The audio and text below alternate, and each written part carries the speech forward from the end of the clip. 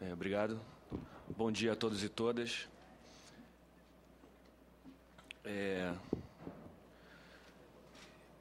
Senadora, eu não posso deixar de começar a minha intervenção parabenizando a senhora e a Comissão de Direitos Humanos do Senado pela coragem de convocar essa audiência.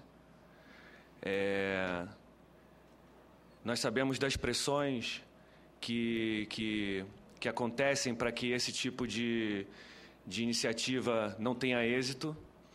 Então, como organização, representante de uma organização de direitos humanos, eu não posso deixar de começar a minha fala marcando e parabenizando a senhora pela iniciativa.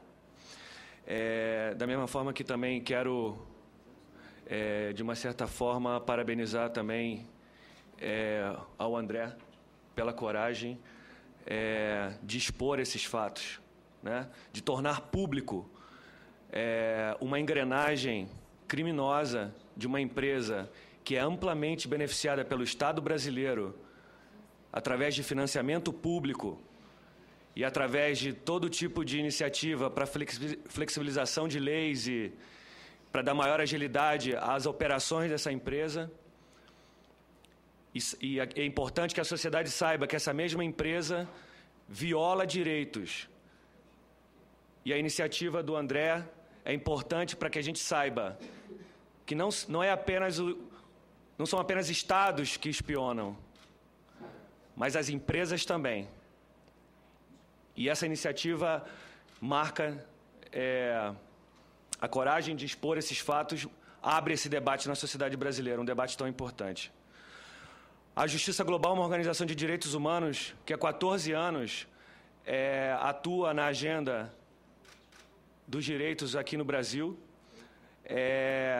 e que nos últimos anos vem dedicando um tempo cada vez maior ao acompanhamento de violações de direitos humanos no contexto de grandes empreendimentos econômicos, dos quais são exemplos usinas hidrelétricas, por exemplo, na Amazônia, como Madeira, as do Madeira em Rondônia, ou a de Belo Monte, no Pará, empreendimentos siderúrgicos como a TKCSA, ThyssenKrupp, Companhia Siderúrgica do Atlântico, no Rio, que também tem a participação acionária da Vale, ou mesmo o Comperj, o Complexo Petroquímico do Estado do Rio de Janeiro, obra da Petrobras, que dizimou a existência dizimou a pesca artesanal da Baía de Guanabara.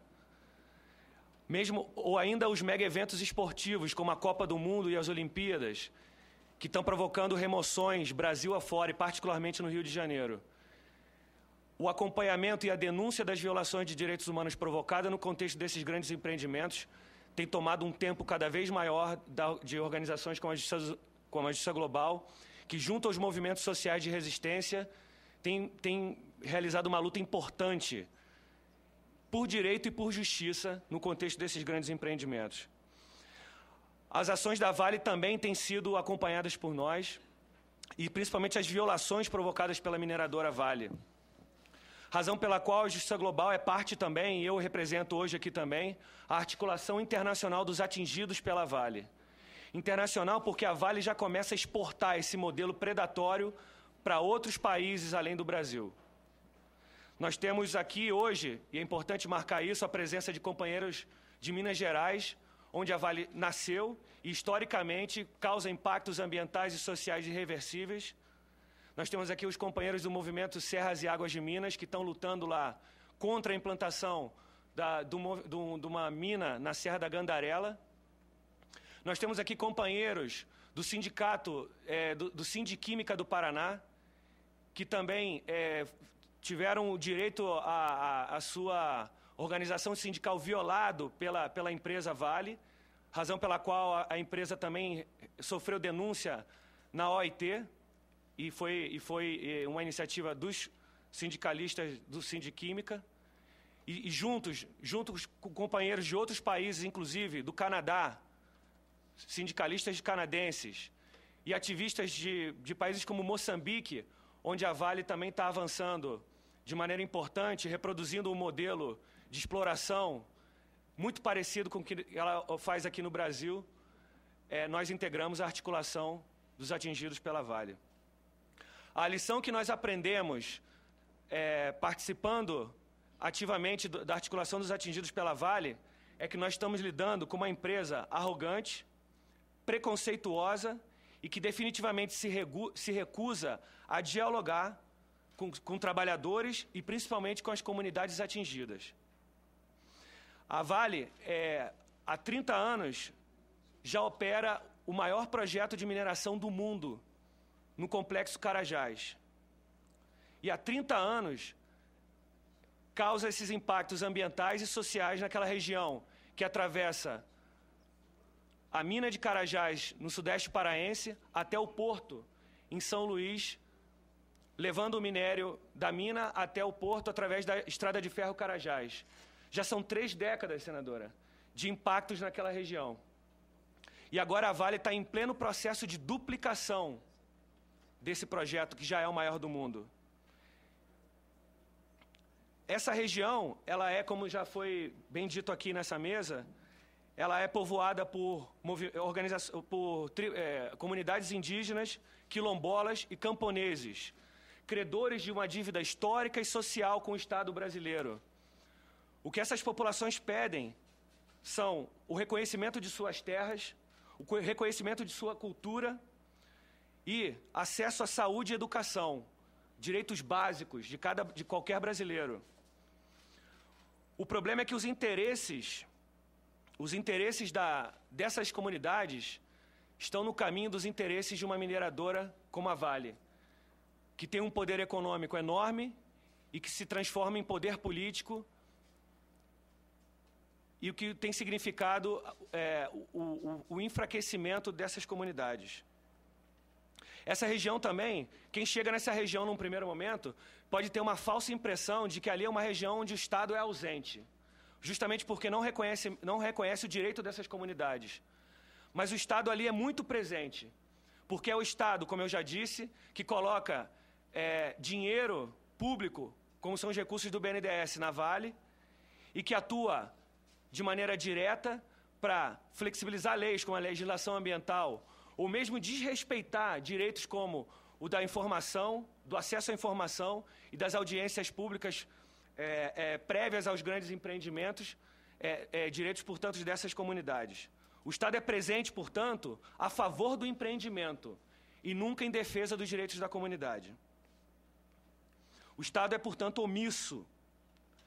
E aí, é importante também a gente prestar atenção que, na lógica de uma empresa como a Vale, tempo é dinheiro. E o tempo da democracia é prejudicial a uma empresa como a Vale. Portanto, na ótica de uma empresa como a Vale, a realização de audiências públicas, ou mesmo de licenciamentos de avaliações de impacto ambiental, feitos como manda a Constituição, é uma perda de tempo e causa prejuízo. É por isso que a Vale viola direitos. A Vale pressiona para que todos esses direitos previstos em lei não sejam cumpridos, ou sejam cumpridos de maneiras absolutamente irregulares e ilegais. Eu digo isso, portanto, para dizer, o meu ponto é o seguinte, que o caso da espionagem da Vale, e espionagem para a Vale significa prevenção de crise, significa que a Vale viola ao espionar para violar direitos ao avançar com seus empreendimentos. Viola-se para continuar violando direitos. É importante falar do trabalho de resistência que existe lá naquela região e que é executado por organizações como a Justiça nos Trilhos e pelo Movimento do Sem Terra, que não fazem outra coisa a não ser assessorar essas comunidades e o próprio MST a organizar-se pela luta histórica pela reforma agrária, a conquista de direitos. O trabalho da Justiça nos Trilhos não é outra coisa a não ser prestar assessoria jurídica a essas comunidades para que elas conquistem, tenham seus direitos respeitados.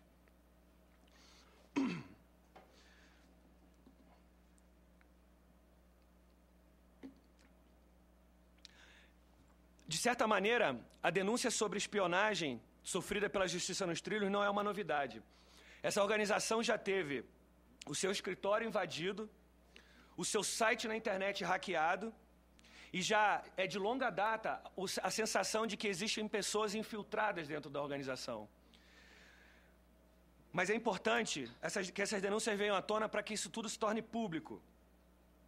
Em 2011, a Justiça Global, junto com a Federação Internacional dos Direitos Humanos, já alertava num relatório sobre a situação dos direitos das comunidades de Piquiá de Baixa e de Nova Califórnia, que o problema da infiltração do monitoramento dos passos das organizações era uma realidade.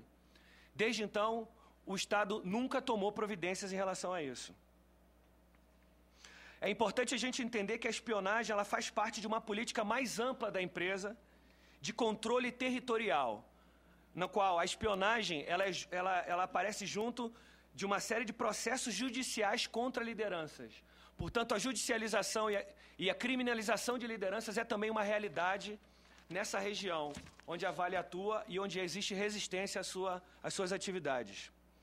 É importante também a gente marcar que 2013 é um ano revelador no sentido das práticas de espionagem. Se a gente lembrar que em fevereiro desse ano, um outro caso de espionagem envolvendo uma grande empresa e um grande empreendimento também tornou-se público, que foi o caso da espionagem ao movimento Xingu Vivo para Sempre. Eu, particularmente, estava presente quando, na reunião de planejamento desse movimento, um espião pago, tendo o salário pago pelo consórcio construtor de Belo Monte, foi identificado dentro dos trabalhos de planejamento, portando uma caneta com uma câmera. Esse espião deu um depoimento que depois veio a se tornar público, que ele transmitia todas as informações ao consórcio e essas informações eram passadas à Agência Brasileira de Inteligência, a ABIN, órgão público. Portanto, existe uma cumplicidade entre Estado e empresas também nessa atuação de espionagem a movimentos. No caso da Vale, como o André bem explicou nas matérias reveladas pela imprensa, a ABIN atuou pelo menos na formação dos quadros da Vale que atuavam no serviço de infiltração e espionagem. Portanto, é importante que a gente destaque que a infiltração levada a cabo por empresas, ela retoma práticas da ditadura, né? E no momento em que o Brasil se projeta como uma democracia moderna e emergente, não podemos calar o fato de que dentro do nosso país, empresas com a cumplicidade do Estado executam esse tipo de atividade ilegal.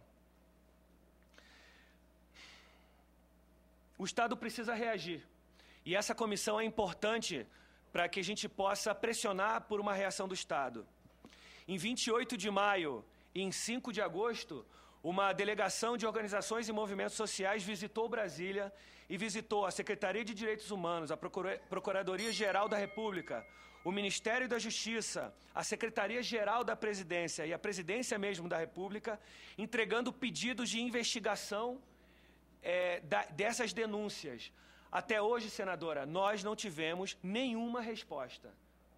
E nós contamos que essa audiência vai ajudar a impulsionar esse pedido por investigações sérias sobre essas denúncias graves.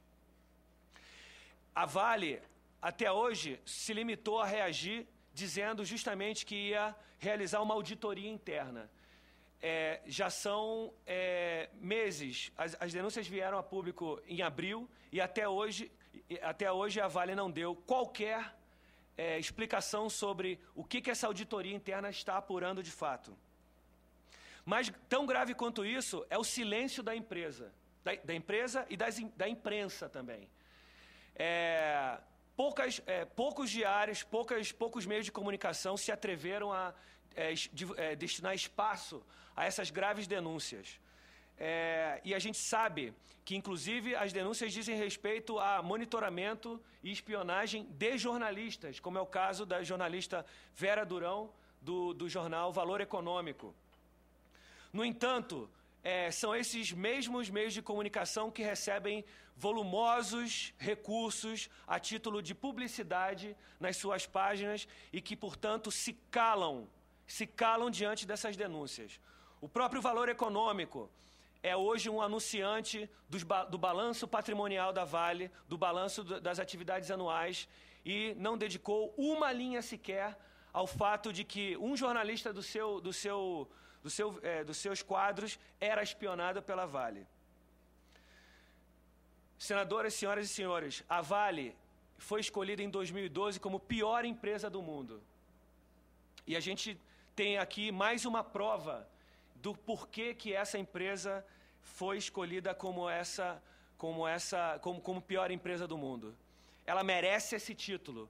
E essa empresa que já foi o orgulho desse país quando era uma empresa pública e foi fraudulentamente também vendida à iniciativa pública, né? Ou à iniciativa privada. Essa empresa que já foi o orgulho do país hoje é a vergonha por ter sido escolhida como a pior empresa do mundo. Nós precisamos apurar isso e contamos com o apoio dessa comissão para que essas denúncias sejam devidamente investigadas. A presidente Dilma reagiu de maneira indignada à espionagem que o Estado brasileiro tem sofrido por Estados Unidos e agora mais recentemente também sabemos pelo Canadá. Ela precisa também se comprometer em nome do fortalecimento da democracia brasileira para que empresas como a Vale e a Odebrecht e o consórcio construtor de Odebrecht integrante sejam devidamente investigadas e que essas denúncias não sejam mais um exemplo de impunidade no nosso país. E que a liberdade de expressão e de associação seja mantida em nome das lutas sociais nesse país, em nome do fortalecimento da nossa democracia. Muito obrigado.